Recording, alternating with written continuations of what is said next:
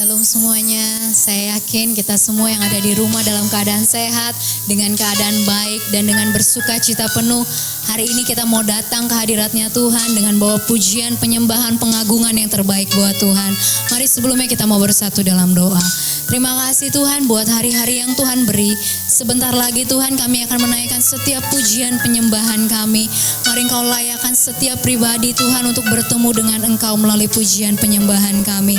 Kami siap menerima berkat Tuhan hanya di dalam nama Tuhan Yesus. Sama-sama kita mau katakan amin. Bawa setiap pujianmu, bawa setiap penyembahanmu, biar hanya Tuhan yang ditinggikan.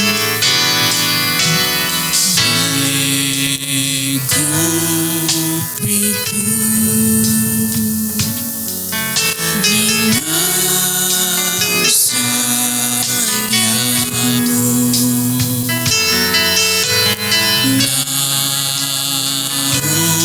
naungiku dengan kuasa-Mu. Di saat badai bergelora, ku akan tenang bersamamu. Bapa Kau Raja atas semesta, ku tenaslah Kau Allahku. Lingkupi setiap kami Tuhan.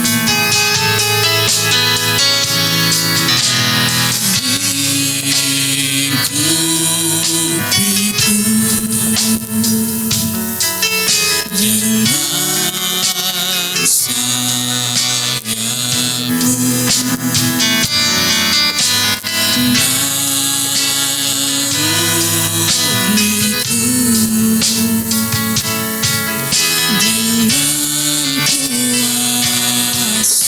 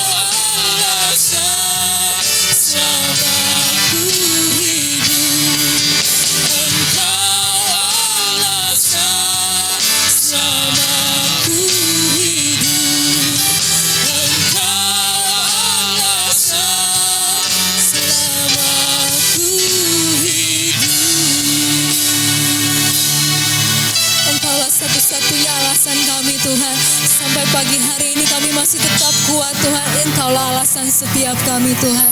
Terima kasih Tuhan Yesus, terus kuatkan kami melalui pujian penyembahan ini. Terima kasih, hanya di dalam nama Tuhan Yesus kami mau lebih lagi bersorak-sorai. Haleluya. Amin.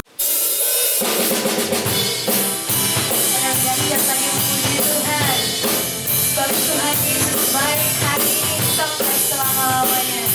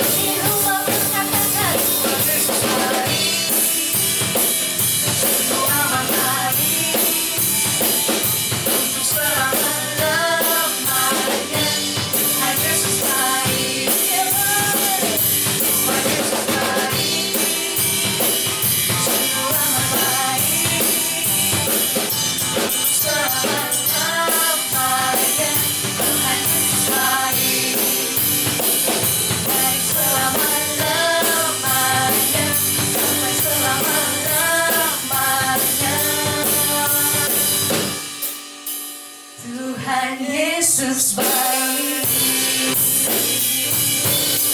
Beri kemuliaan yang paling dahsyat untuk Tuhan.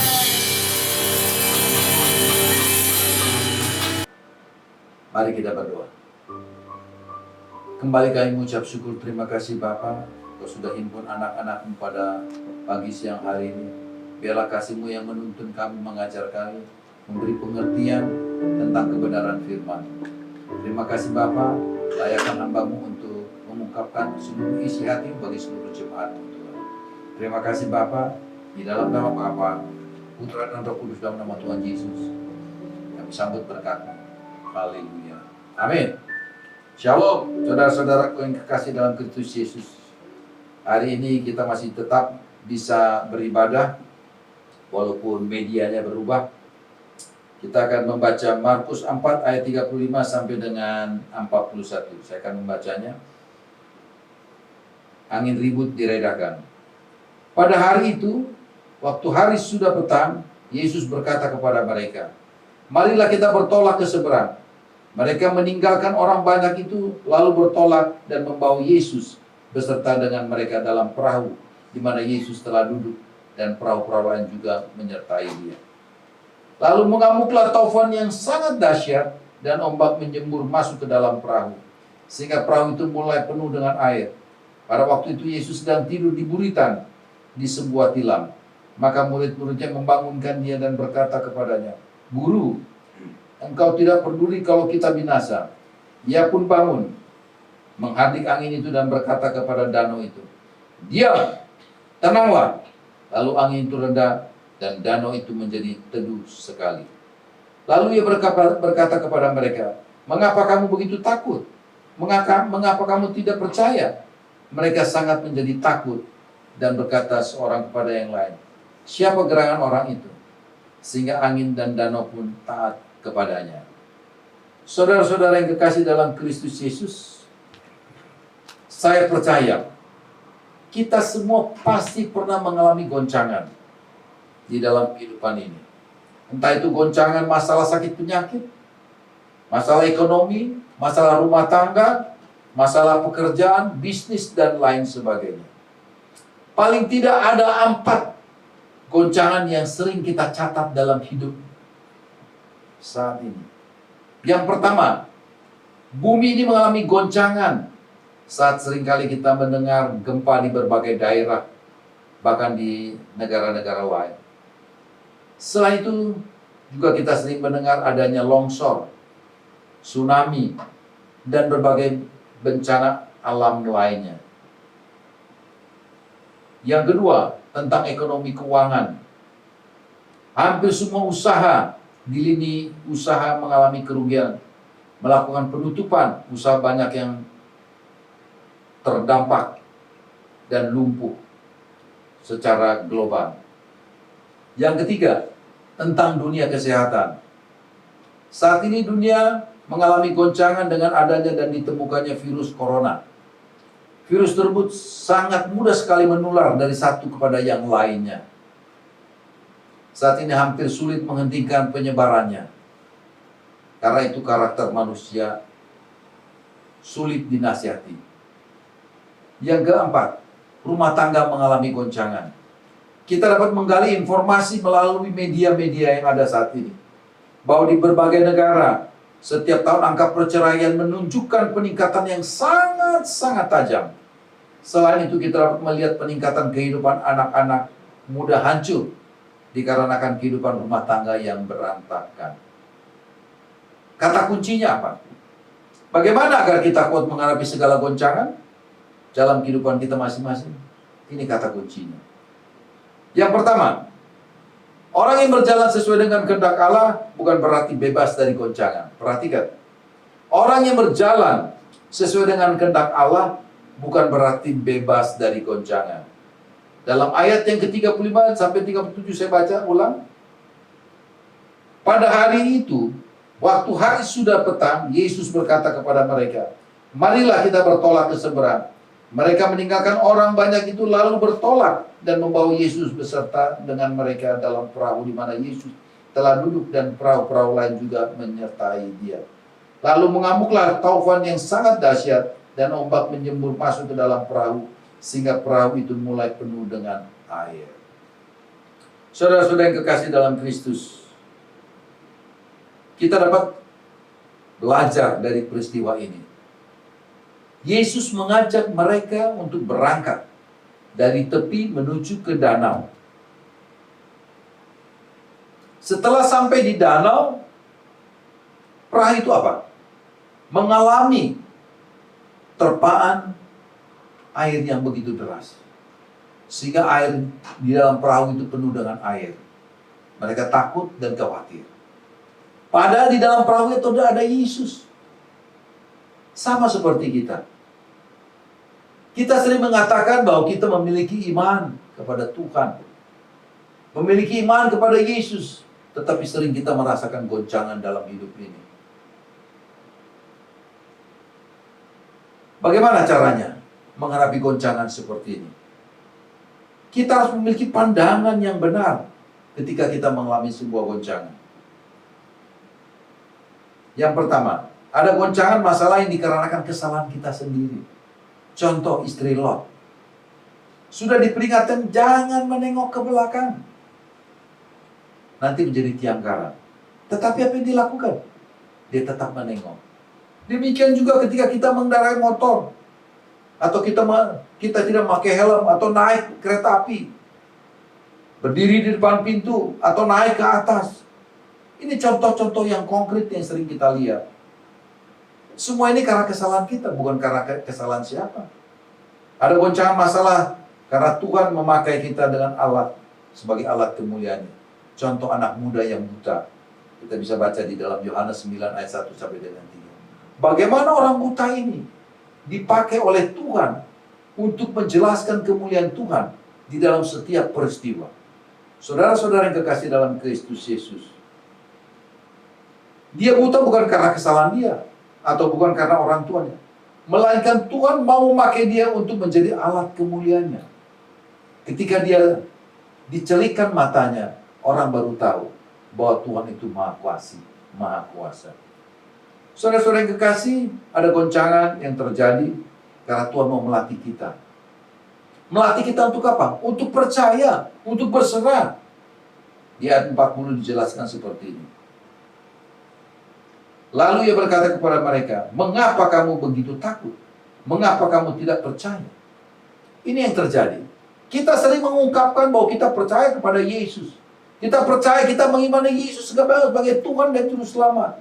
Kita percaya bahwa Dia menjaga, memelihara kita. Tetapi ketika ada goncangan atau masalah yang terjadi dalam hidup kita, kita mulai getir, kita mulai takut, mulai bingung, mulai bimbang.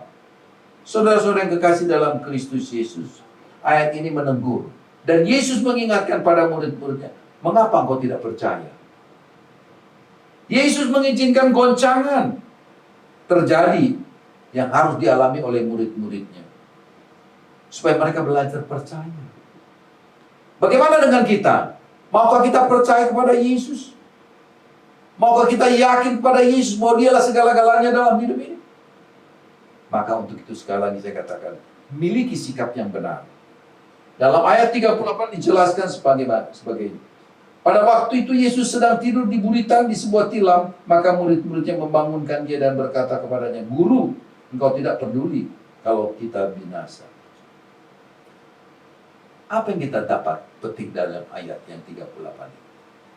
Murid-muridnya memiliki pikiran yang negatif, sikap yang negatif.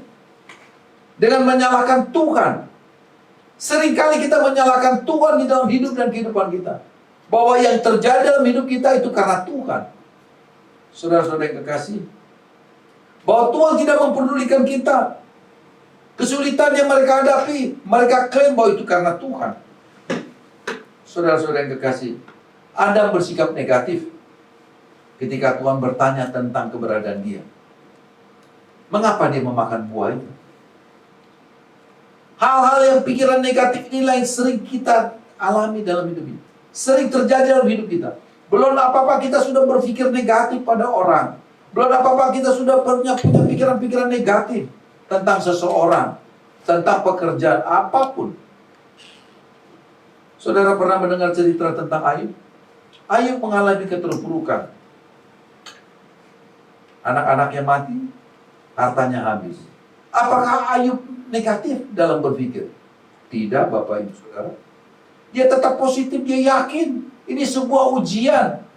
Bukan sebuah pencobaan, tapi sebuah ujian yang Tuhan izinkan kepada dia agar dia bisa kokoh kuat menerima situasi apapun. Dia tetap bersyukur.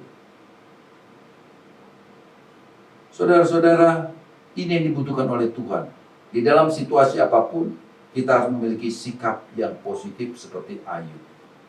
Kita harus tetap memiliki sikap yang positif dalam setiap goncangan hidup. Sikap positif ini muncul dari sebuah dasar pemikiran yang positif. Saudara, di dalam proses inilah Tuhan akan membentuk kita menjadi anak-anak kesayangannya. Yang ketiga, tanamkan dalam hati saudara pikiran bahwa kuasa Tuhan tidak pernah berubah. Tanamkan sekali lagi. Tanamkan dalam hati dan pikiran saudara bahwa kuasa Tuhan tidak pernah berubah dalam hidup kita. Dalam ayat 39 dijelaskan, ia pun bangun menghardik angin itu dan berkata kepada danau itu, "Diam, tenanglah." Lalu angin itu reda dan danau itu menjadi teduh sekali. Saudara-saudara, kita dapat membaca bahwa kuasa Yesus dinyatakan begitu luar biasa. Apakah kita masih ragu? Hanya dengan sebuah hardikan, hanya dengan sebuah perkataan, maka tofan itu berhenti dan danau itu teduh. Saudara bisa bayangkan seperti apa? Hanya dengan sebuah perkataan, diam. Air danau itu diam. Apa yang menjadi tofan dalam hidup kita saat ini? Mungkinkah kita sedang goncang dalam masalah ekonomi, masalah keuangan, sakit penyakit, rumah tangga, orang tua, dan sebagainya? Biarlah melalui situasi ini kita belajar. Banyak orang-orang percaya saat ini ragu karena adanya virus COVID-19. Mereka rasa takut, khawatir. Khawatir boleh, bukan dilarang. Tetapi jangan kekhawatiran itu membawa kita lemah iman kita. Janganlah kekuatan yang membawa kita tidak percaya kepada Kristus. Karena Kristus tetap menjaga kita. Dia melindungi kita. Untuk itu, percayakan bahwa darah Yesus senantiasa melindungi kita. Kita harus berani berbicara Darah Yesus melindungi kita. Darah Yesus melindungi kita di dalam nama Tuhan Yesus. Kalau saudara katakan begitu, berarti iman saudara akan dikuatkan melalui perkataan saudara. Jangan kita salah mengerti. Orang sering bertanya, seperti apa sih iman itu? Iman timbul dari hati dan pikiran kita. Dari perkataan. Perkataan yang tentang kebenaran firman. Kalau kita nggak pernah perkatakan firman itu dalam hidup dan kehidupan kita, bagaimana iman itu bertumbuh dalam hidup kita? Tidak mungkin. Kita tidak hanya bisa dengan berbisik-bisik. Katakan, supaya yang kita katakan didengar oleh telinga kita. Ketika kita mendengar firman itu, telinga kita mendengar, kita menjadi kuat dan kita menjadi percaya. Untuk itu saudara-saudaraku yang terkasih dalam Kristus Yesus, sekali lagi saya mau katakan, mungkin saat ini saudara goncang dalam masalah ekonomi, masalah sakit penyakit, masalah rumah tangga, bisnis, pekerjaan, dan segala-galanya. Melalui bagian ini mari kita belajar dan tanamkan sekali lagi, tanamkan dalam hati saudara serta pikiran saudara bahwa kuasa Yesus tidak pernah berubah hari ini sampai selama-lamanya. Setiap kita saat ini mungkin sedang menghadapi goncangan. Apakah masalah rumah tangga itu sakit penyakit yang terus gak pernah stop dalam hidup kita? Bagaimana kita kuat menghadapinya? Itu pertanyaan. Itu yang harus kita lakukan. Bagaimana kita kuat menghadapi situasi? Sadari bahwa orang yang berjalan bersama Tuhan bukan berarti bebas dari goncangan. Yang kedua, kita mesti memiliki sikap yang benar. Dan yang ketiga, bagaimana kuasa Tuhan itu bekerja bagi kita. Dan kita harus imani kuasa Tuhan tidak pernah berubah hari ini sampai selama-lamanya. Karena itu saudara-saudaraku, peganglah janji Tuhan. Pasti saudara akan merasakan damai, sukacita. Dan sukacita ini berasal dari Dia. Dan kita akan membawakan hal yang positif dalam setiap melangkah. Amin. Kita akan berdoa. Bapa, di dalam nama Yesus kami mengucap syukur atas kebenaran firman-Mu yang Kau sudah sampaikan bagi kami semua. Biarlah kebenaran firman ini menguatkan cara pandang kami, cara melihat masalah, sehingga kebenaran firman itu yang akan memberikan kekuatan yang penuh bagi kami. Tolong kami Tuhan di dalam keterbatasan kami, di dalam ketidakmengertian kami tentang kebenaran firman. Biarlah Allah Roh Kudus Kau kirimkan bagi kami, sehingga memampukan kami untuk mengerti, memahami karya-Mu Tuhan. Dan kami percaya ketika Allah Roh Kudus datang menyertai hidup kami, kami akan kuat, kami akan dimampukan untuk mengerti, memahami karya-Mu Tuhan. Terima kasih atas kebenaran firman-Mu. Berkati seluruh jemaat kasih Allah ministry Tuhan. Dalam situasi seperti ini mereka perlu pertolongan-Mu, mereka perlu kasih sayang-Mu. Sertai mereka, kuatkan mereka. Berkati usaha pekerjaan mereka, berkati rencana kehidupan mereka, berkati Tuhan, berkati rumah tangga mereka, berkati pelayanan mereka, berikan roh kebersamaan, kesehatan bagi mereka. Walaupun kami jarang lagi bertemu Tuhan, tapi kami percaya kuasa Kristus yang menyatukan kami, kasih Kristus yang memberkati kami. Terima kasih Bapa atas seluruh kasih sayang-Mu. Berkati seluruh jemaat-Mu, berkati seluruh para pengerja-Mu, berkati anak-anak sekolah minggu, berkati seluruh para pengerja. Di dalam nama Bapa, Putra dan Roh Kudus, di dalam nama Tuhan Yesus.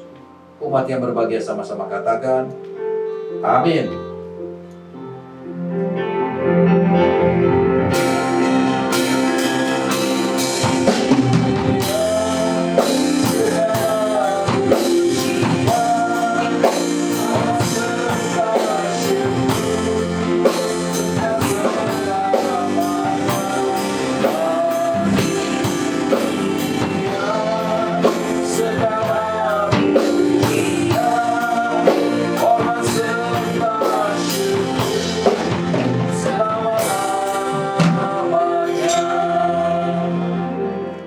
Saudara-saudara yang terkasih dalam Kristus Yesus, kita akan mengakhiri ibadat kita. Dan undang jemaat bangkit berdiri, arahkan hatimu dan angkat kedua tangan. Kekasih-kekasih Kristus, pulanglah, jadilah engkau terang, beritakanlah kebenaran-kebenaran firman dimanapun kau berada.